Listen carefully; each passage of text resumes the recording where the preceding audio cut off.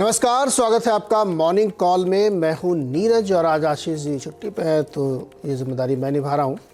और सबसे पहले देखते हैं इस वक्त की हेडलाइंस। ग्लोबल बाजारों से मिले जुले संकेत, एसजीएक्स निफ्टी करीब 30 पॉइंट ऊपर, एशिया भी मिक्स। इधर अमेरिकी बाजारों की सुस्ती नहीं हो रही है दूर, बिल्कुल फ्लैट बंद हुए बाजार। इप्का ने यूनिकेम लैब में 33.38% हिस्सेदारी खरीदने का किया ऐलान। 1034 करोड़ में होगी डील। 440 रुपए प्रति शेयर के हिसाब से 26% के हिस्से के लिए आएगा ओपन ऑफर।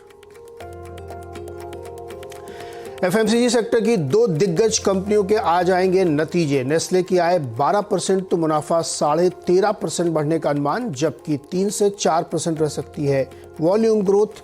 वहीं टाटा कंज्यूमर की आय और मुनाफा 11% बढ़ सकता है। घरेलू कारोबार में 10 से 12% वॉल्यूम ग्रोथ की उम्मीद। बजाज ऑटो के नतीजों पर भी रहेगी नजर। आवाज अनुमान के मुताबिक चौथी तिमाही में मुनाफा करीब 6% गिर सकता है। एक्सपोर्ट घटने से आय में सिंगल डिजिट ग्रोथ की संभावना, लेकिन मार्जिन में सुधार की उम्मीद। मैनकाइंड फार्मा के आईपीओ खुलने का आज है दिन। एंकर निवेशकों से कंपनी ने करीब 1300 करोड़ रुपए जुटाए। 77 एंकर निवेशकों ने किया आज निवेश। आज से खुलेगा इशू। प्राइस बैंड 1026 से 1080। और जेएसडब्ल्यू ग्रुप की ऑटो सेक्टर में उतरने की योजना। मीडिया की खबरों के मुताबिक एमजी मोटर्स और बीवाईडी इंडिया में हिस्सा खरीदने के लिए बातचीत। ईवी सेगमेंट पर कंपनी की नजर।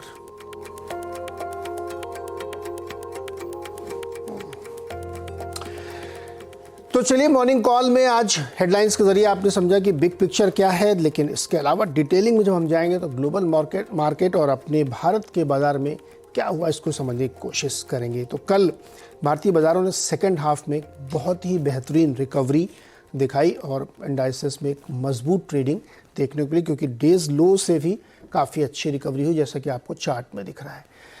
एसजीएक्स निफ्टी 28 पॉइंट ऊपर की तरफ इंडिकेशन दे रहा है, बावजूद इसके कि यूएस के फ्यूचर्स मार्केट कमज़ोर हैं और एशियन मार्केट में भी कोई खास हलचल नहीं है। लेकिन शायद मार्केट उस चीज़ को डाइजेस्ट करने की कोशिश कर रहा है कि अमेरिकी बाज़ार बिल्कुल फ्लैट हैं और लगभग 7 दिनों से उनमें यही सिलसिला चल रहा है कि वो लेस देन 1% के रेंज में झूल रहे हैं अमेरिकी बाज़ार। तो ग्लोबल मार्केट पहले समझते हैं कि किस तरह की पिक्चर बनी है। देखिए, कल अमेरिकी बाज़ारों में क्या हुआ ये जानना बहुत ज़रूरी है। अमेरिकी बाज़ारों में कल दो चीज़ें हुई। एक तो ये हुआ कि मार्केट ने अपना 7th डे रखा, जहाँ पर वो बहुत नैरो रेंज के अंदर प्ले करते रहे। बहुत थोड़ी थोड़ी सी उसमें मूवमेंट आई। 0.9%, लेस देन 1% है। नेस्डैक थोड़ा सा कमज़ोर हुआ। कई सारी कंपनियों के नतीजे हैं जिसको ट्रेडर्स ने डाइजेस्ट किया और उसी के अकॉर्डिंगली मार्केट बिहेव करता रहा। ट्रेडर्स के दिमाग में अब ये बात बहुत स्पष्ट होती जा रही है कि फेड की तरफ से जो है जून तक में 2 हाइक हो जाएंगी और उसके बाद शायद ईयर एंड तक कट भी हो। ये तीनों फैक्टर मार्केट अच्छे से डिस्काउंट कर रहा है, इसीलिए रिजल्ट्स पे मूव उसी तरीके से होता हुआ आपको दिख रहा है। लेकिन क्या सिर्फ इतनी बात से यूएस मार्केट को ये मान लेना चाहिए कि वहाँ पे कोई बड़ी चिंता नहीं है या कोई बहुत बड़ी घटना नहीं होने वाली है? दरअसल वहाँ पे एक इंसिडेंस हुआ है जिसको जिक्र करना ज़रूरी है, क्योंकि उसकी वजह से हो सकता है कि आगे दिक्कत पैदा हो। आपने नाम ज़रूर सुना होगा, फर्स्ट रिपब्लिक बैंक।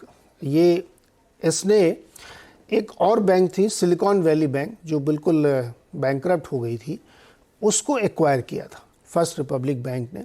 और उसके बाद वो बैंकिंग क्राइसिस जो शुरू हुई थी सिलिकॉन वैली से लेकर के, वो सॉल्व होती हुई दिखी। लेकिन अब फर्स्ट रिपब्लिक मुश्किल में आती हुई दिख रही है।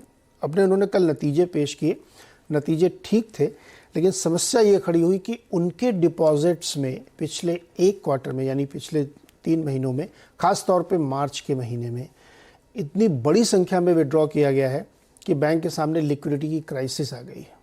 बावजूद इसके कि जेपी मॉर्गन ने $30 बिलियन का उसमें डिपॉजिट दिया था तो उनका जो डिपॉजिट है वो 41% गिरा है, 41%। इसकी वजह से बैंक रिस्ट्रक्चरिंग के बारे में सोच रही है, स्ट्रेटजिक अलायंस के बारे में सोच रही है। शायद ये बैंक बिक भी जाए, क्योंकि कैश इतना है नहीं और अब नया कैश लाने के लिए बहुत मशक्कत इनको करनी पड़ेगी। आफ्टर मार्केट स्टॉक में 22% की गिरावट देखने को मिली है। तो क्या ये बैंक फिर से मुश्किल में फंसेगा?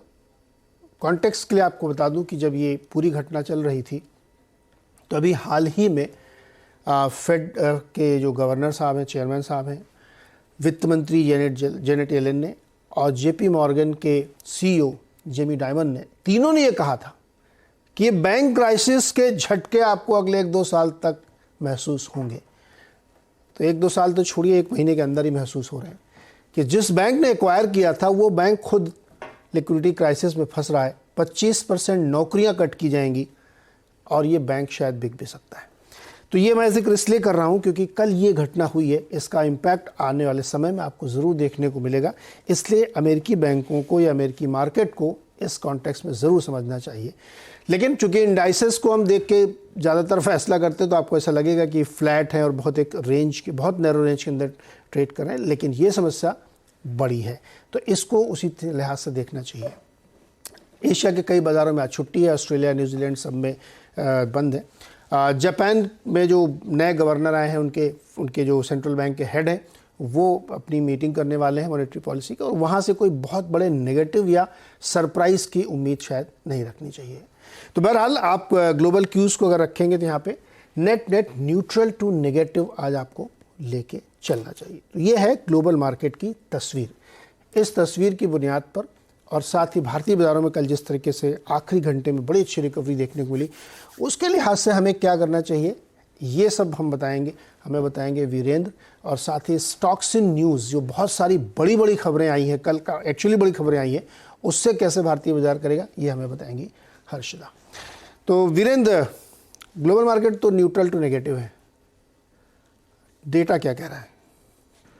हाँ, डेटा स्ट्रांग है Neeraj ji. Good morning Neeraj ji, good morning Harshada. देखिए डेटा स्ट्रांग है, और कल भी जब हम ओपनिंग की तरफ जा रहे थे, रेस्ट ऑफ एशिया कमजोर था, डाउ जोन्स फ्यूचर्स बैकफुट पे था, बट डिलीवर किया नंबर्स ने। हालांकि बात ये अच्छी है कि बाजार में एक पागलपन सा नहीं था। मैंने हाई लेवल्स पे खुले और चलते चले गए, ऐसा कुछ नहीं था। बाजार ने ओपनिंग अपनी दी, डिसेंट पॉइंट्स पे प्रॉफिट बुकिंग आई, और जो थ्रस्ट था बाइंग का वो जनरेट हुआ लोअर लेवल से। कल क्या अप्रोच थी नीरज जी हमारी मॉर्निंग कॉल में? इस वक्त के 17,681, 17,717 इस गैप अप पे आईसीआईसीआई बैंक और रिलायंस जो आपको देंगे, आपको प्रॉफिट्स को प्रीवियस बुक करना है। स्ट्रेंथ 717 पे आएगी, और आप यकीन मानिए 717 तो आया नहीं, 681 से कोलैप्स हुआ निफ्टी। और पॉइंट था हमारा कल मॉर्निंग कॉल में, बाय निफ्टी एट 17,610, 17,610, वो आपको प्रॉफिट देगा। और एग्जैक्टली वही लो था, और बैंक निफ्टी पे अप्रोच ये थी, या तो ये डिप दे 42,150 तक, या फिर निकल जाए 42,540 के ऊपर, और जहां 540 गया उसके बाद 690 तक का स्विंग मिलेगा, वो भी मिल चुका है आपको। तो आपने क्या किया? 2 चीजें करी। आपने पुट राइटर्स के कन्विक्शन को, जो पिछले पूरे हफ्ते टेस्ट किया, कल भी टेस्ट किया, और आपने फाइनली उनके कन्विक्शन को टेस्ट करने के बाद कॉल राइटर्स को ट्रैप किया। क्या ट्रैप किया आपने? कल आपने 42,500 के कॉल राइटर को ट्रैप किया, और साथ ही साथ 17,700 का कॉल राइटर जो कल सुबह इस वक्त करीब 2.25 करोड़ शेयर लेके बैठा था, उसको आपने ट्रैप किया। तो क्लोज स्ट्रांग था, मोमेंटम स्ट्रांग था। अब आते हैं आज के स्टैट्स पे नीरज जी। देखिए एफआईएस की सेलिंग है, नो डाउट अबाउट दैट। उन्होंने करीब 412 करोड़ रुपए की सेलिंग करी, यानी 2 सेशन में, शुक्रवार और कल में लगभग 2400 करोड़ रुपए का लिक्विडेशन। लेकिन ये बात मैं पिछले 5 सेशन से कह रहा हूं नीरज जी बार बार, कि एफआईएस इंडेक्स पे नेगेटिव नहीं है। थोड़ी बहुत अगर आप देखें शफलिंग वो उनके स्टॉक स्पेसिफिक हो रही है, बट वो कैश में भले ही सेलर हूं, लेकिन इंडेक्स उन्होंने नीरज जी कल भी 1113 करोड़ रुपए का बाय किया, 10,000 कॉन्ट्रैक्ट लॉन्ग और करीब 2,000 कॉन्ट्रैक्ट शॉर्ट कवर कर लिए। That's huge. और नीरज जी जो कॉन्ट्रैक्ट्स मिड मार्च में लगभग 1,95,000 शॉर्ट थे, जब वो डायग्राम आपकी स्क्रीन पे आएगा चार्ट, वो अब मात्र 19,000 कॉन्ट्रैक्ट शॉर्ट हैं, क्लोजर टू एक्सपायरी, 2 दिन बाद आपकी एक्सपायरी। ये देखिए ऑलमोस्ट फ्लैट होने की ट्रेजेक्टरी में जा रहे हैं। नेट शॉर्ट कॉन्ट्रैक्ट सिर्फ 19,000। और एक और चीज, उन्होंने स्टॉक फ्यूचर बाय किया लगभग 1113 करोड़ रुपए के क्वांटम में, 58,000 कॉन्ट्रैक्ट नीरज जी कल उन्होंने लॉन्ग किए। हालांकि शॉर्ट भी किए बहुत, लेकिन बड़ी बात थी कि इंडेक्स और स्टॉक फ्यूचर्स में वो लॉन्ग है। और एक और चीज आज के प्रोस्पेक्टिव से बड़ी क्रिटिकल है कि उन्होंने कल कॉल लॉन्ग करी, कॉल शॉर्ट बहुत बड़े क्वांटम में नहीं थी, लेकिन 2,16,000 पुट शॉर्ट करी। इसका मतलब क्या है? 2 लाख पुट शॉर्ट करने का मतलब है कि जो कल जोन हम टेस्ट करके आए और जो पीछे छोड़ के आ गए, वो एक स्ट्रॉन्ग सपोर्ट के तौर पे काम करेगा। ये ऑप्शंस पिरामिड है नीरज जी आपकी स्क्रीन पे। ये 2 लाइट ब्लू कैंडल्स जो देखिए, ये है पुट राइटर्स 17,700, 17,600 और 17,500। इन 3 स्ट्राइक्स में सबसे स्ट्रॉन्ग पुट राइटिंग हुई है और कल एफआईज लगभग 2,16,000 कॉन्ट्रैक्ट पुट शॉर्ट हैं। ये बड़ा क्रिटिकल है। मेरी अप्रोच क्या रहेगी? देखिए, कल के लॉन्ग अगर आपके पास है तो रखिए। हमारा पॉइंट क्या था? 610 पे बाय करेंगे। 717 टसल जोन है, 717 पार होगा तो आपको 558 मिलेगा। 558 भी मिला। लॉन्ग है तो रखिए, कोई दिक्कत की बात नहीं है। A tussle zone now persist at 771,810 Neeraj ji, ये डेफिनेटली आएगा। और कॉल राइटर्स अब कहीं परसिस्ट करते हैं तो वो है सिर्फ 17,900, 18,000 की ट्रैजेक्टरी।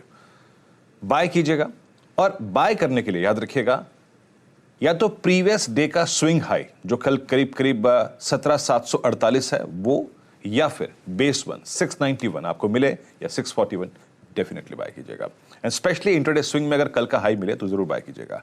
टसल 771 पे है और 810 पे है। अगर ये जोन निकलता है तो आपको करीब करीब 844 और 891 की ट्रैजेक्टरी मिल सकती है।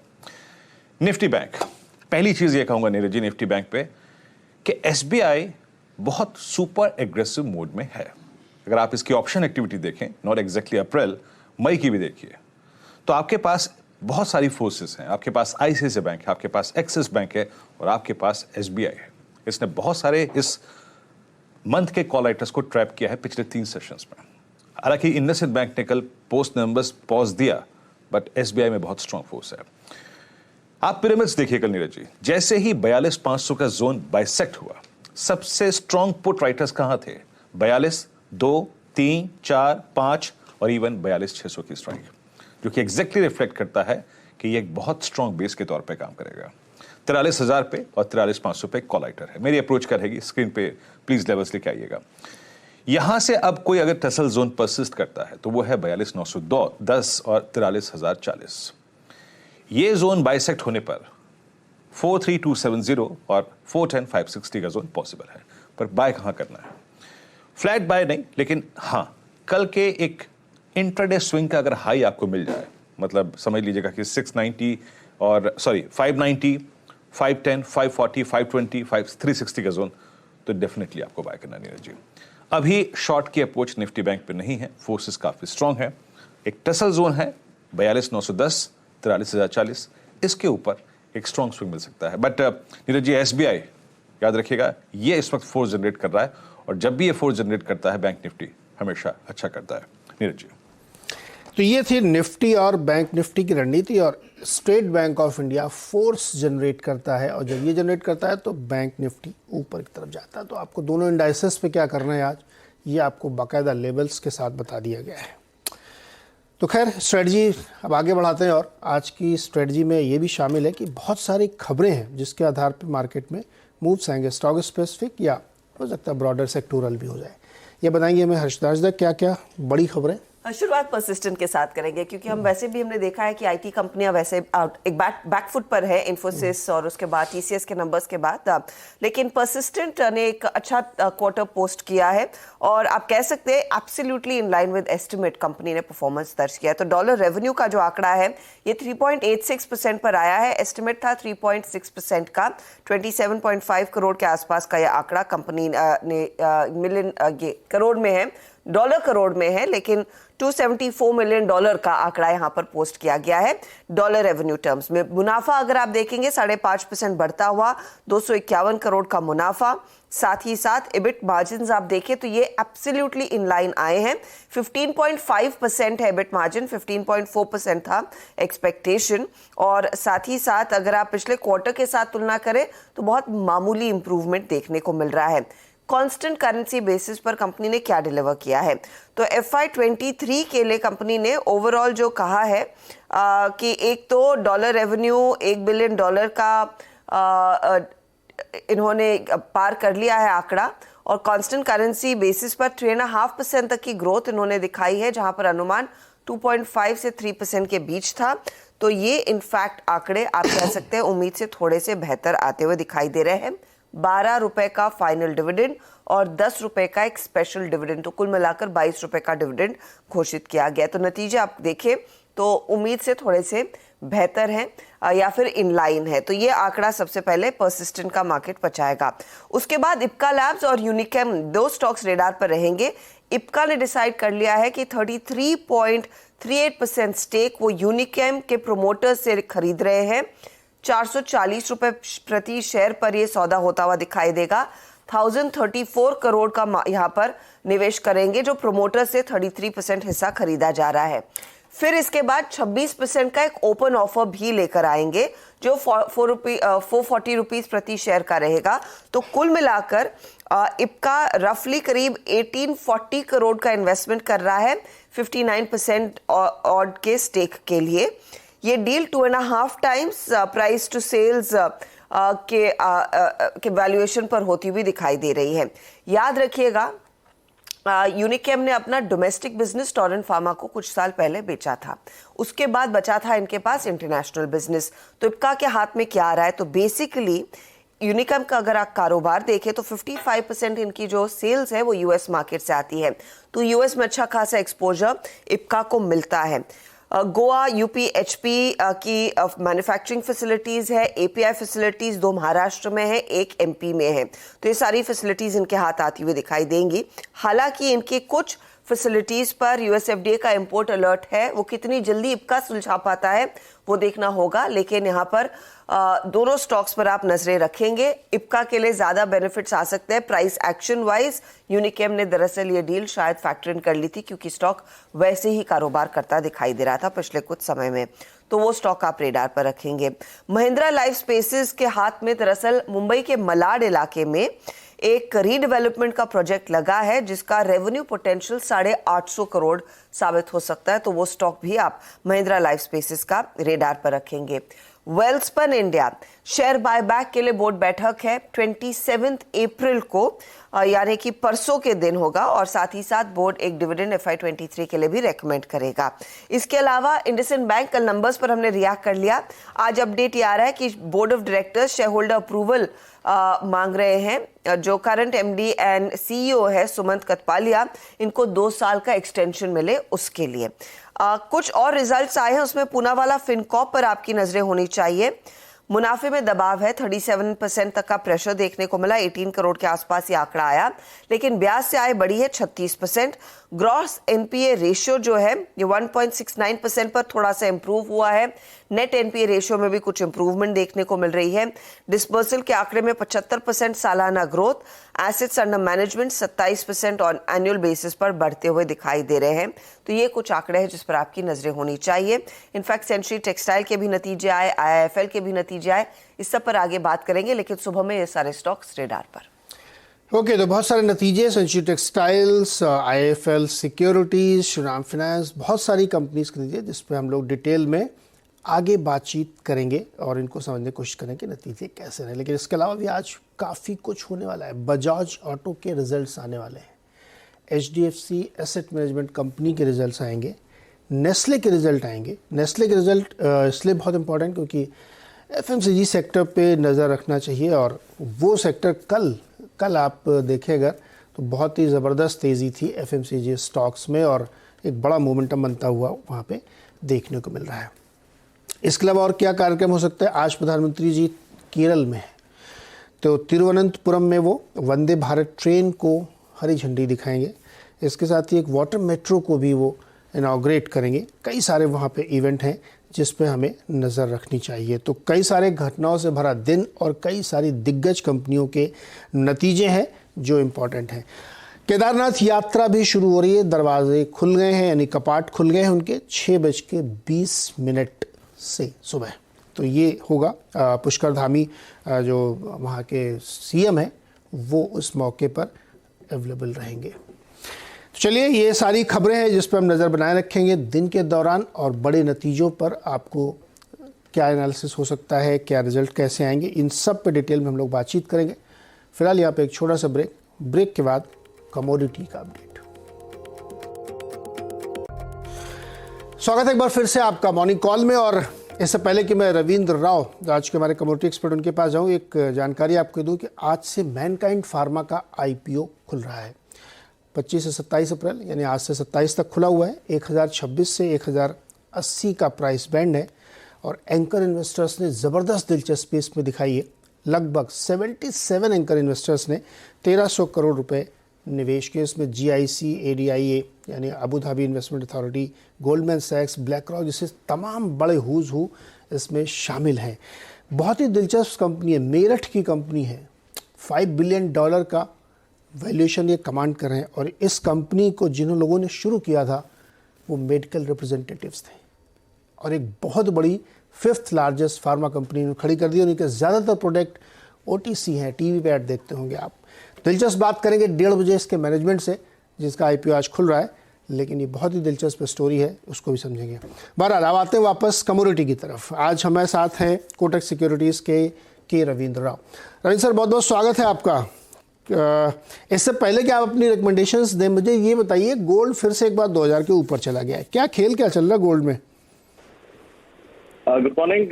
गोल्ड में जो अगर हम प्राइमरी ट्रेंड देखें तो प्राइमरी ट्रेंड अभी बुलिश है।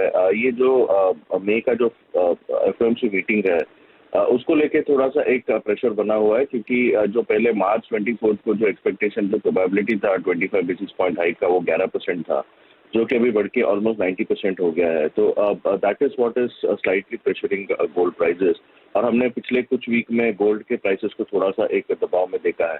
लेकिन अच्छी बात यह है कि गोल्ड ज्यादा नीचे नहीं जा रहा है और इंटरनेशनल मार्केट में जब तक कि $1974 होल्ड है तब तक के लिए इसका जो मीडियम टर्म ट्रेंड है वो अभी भी बुलिश है। और कल के सेशन में हमने एक अपमूव देखा था लेट सेशन में, क्योंकि इस वीक में काफी सारे डेटा से यूएस से GDP के आंकड़े आएंगे, जो फेड का प्रीफर्ड गॉज है PCE इंडिकेटर वो आएगा। तो जो एक्सपेक्टेशन है वो थोड़ा सा डाउनसाइड है, इन्फ्लेशन और थोड़ा सा घटने की उम्मीद है, GDP थोड़ा सा नीचे की तरफ आएगा। तो जो रिसेशन की फियर्स है, I think that is again increasing and that is what is supporting gold prices. तो हमारे हिसाब से गोल्ड सिल्वर दोनों ही एक पॉजिटिव ट्रेजेक्टरी में अभी भी है। ये करेक्शन जो आया था, I think it's a good buying opportunity और लोअर लेवल्स पे फिर से बाइंग एमर्ज होते हुए देख रहे हैं। आई थिंक जो मई FOMC मीटिंग का जो 25 बेसिस पॉइंट हाइक है वो ऑलरेडी डिस्काउंटेड है मार्केट में भी। जो आगे के डेटास आएंगे, I think that will give a direction. अगर वो डेटास नीचे की तरफ आते हैं तो I think that will show stress on the US economy और रिसेशन के फियर्स बढ़ेंगे, which will be positive for gold silver both. Okay, तो गोल्ड और सिल्वर की नेचुरल गैस में नेचुरल गैस में मार्केट आई वुड से कि एक बहुत ही साइडवेज जोन में है, लेकिन इसमें दो रीजन है जिसके लिए हमने एक बाई की स्ट्रेटेजी दी है आज के सेशन में। एक तो फिर से अप्रैल एंड और मई की शुरुआत में यूएस में फिर से कोल्डर टेम्परेचर का एक्सपेक्टेशन है। Now that will support the heating demand, although production काफी हाई लेवल्स पर है तो एकदम ज्यादा बुलिश नहीं लग रहा है, बट यस यहाँ से हम 210-212 तक के लेवल्स नेचुरल गैस में देख सकते हैं। और जो दूसरा इसमें रीजन है वो है कि शॉर्ट टर्म में एक बुलिश एनगल्फिंग पैटर्न बना है चार्ट्स पर, जो कि ट्रिपल बॉटम सपोर्ट पर बना है। तो that is again pushing gold prices higher. तो हमें लगता है कि 209-210 का एक पॉसिबल टारगेट होगा इंट्राडे पर्सपेक्टिव से। 201 पे बाइंग कर सकते हैं, 198 का स्टॉप लॉस है, रिस्क रिवॉर्ड काफी अच्छा है।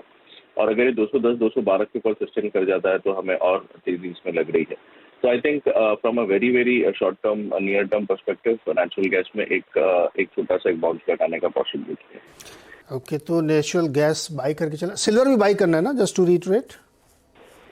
बिल्कुल, सिल्वर में भी कल एक टेक्निकल प्राइस एक्शन देखे तो एक ब्रेकआउट आया है, तो हमारे हिसाब से 74,800 का लेवल काफी लिक्विडेटिव होगा बाइंग के लिए। ऊपर में हमें लगता है कि 75,600 से 75,800 तक के लेवल्स पॉसिबल है और इसमें अराउंड 74,500 के आसपास स्टॉप लॉस मेंटेन कर सकते हैं। तो सिल्वर और नेचुरल गैस में आपको बाई करके चलना है, ऐसा रविंद्र राव जी का मानना है। चलिए इस